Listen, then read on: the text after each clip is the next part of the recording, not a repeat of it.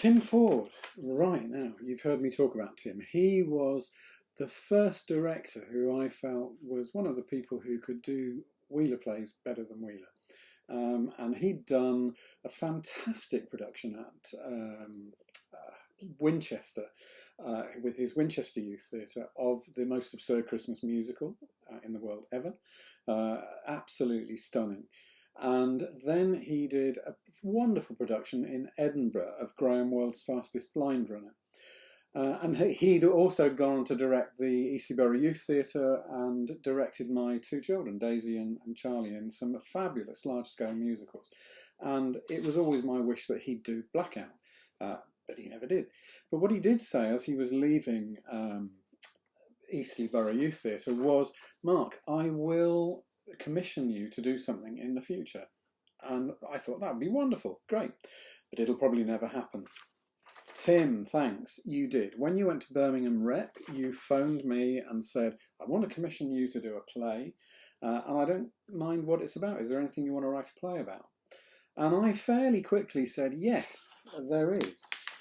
This guy, Tony Martin, who had his house broken into and then he shot at the intruder, and the intruder died as a result of it. And it brought up big questions of should you have the right to defend yourself? He was put in prison, he was later released, but it left a mark on me and a kind of, that's a really interesting subject to explore.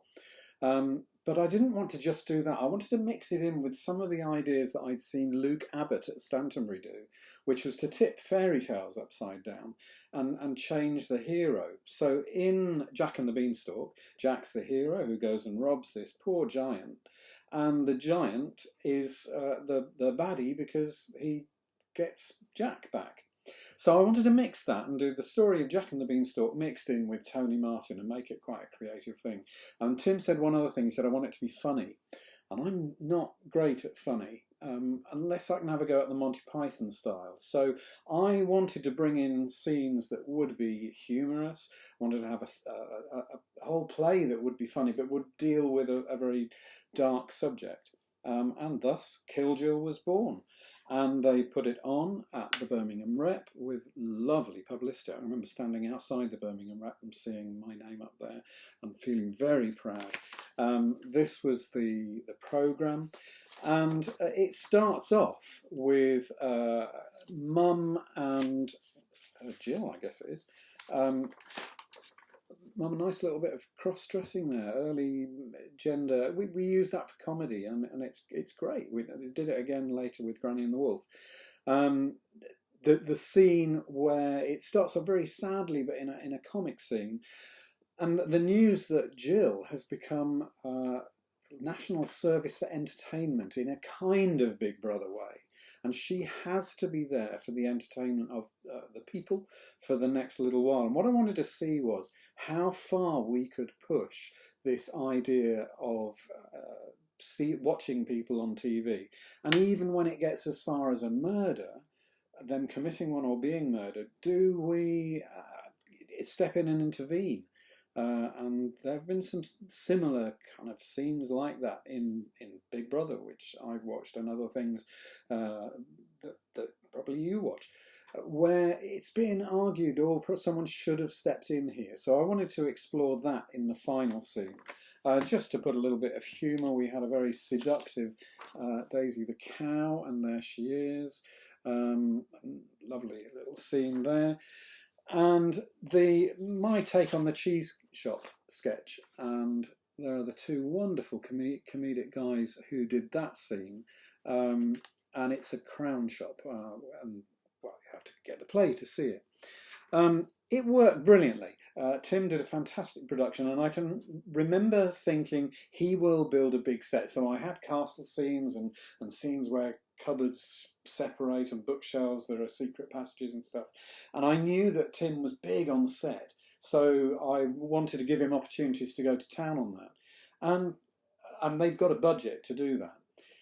when I went, the really weird thing was that he decided, because it was a Wheeler play, it ought to be done very sparsely, so he'd spent all the budget on amazing cameras to get the reality TV thing. And a wonderful bit at the beginning where he had the camera focusing in on individual members of the audience and showing them up on the screen, and people started acting up. And that was a really good beginning. So we had from the outset that feeling of you're being watched.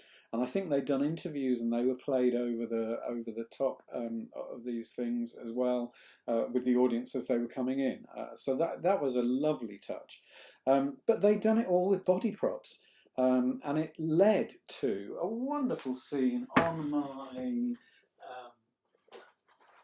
Wheelerplays definitive DVD, where Matt Savage, who you'll hear about later, developed a scene at the end of the play, the scene where the murder happens, and he got them to use b-boy movements, those kind of clicky movements, locking. He got them to do the whole scene using the locking movements. That's a really good scene. It's the end of Killjoy on that DVD, and that really is worth a look. So it went down really well. It went to publishing. DVDA published it, which was fantastic. Danny did this wonderful cover, and for some reason they didn't use it. I absolutely adore that cover.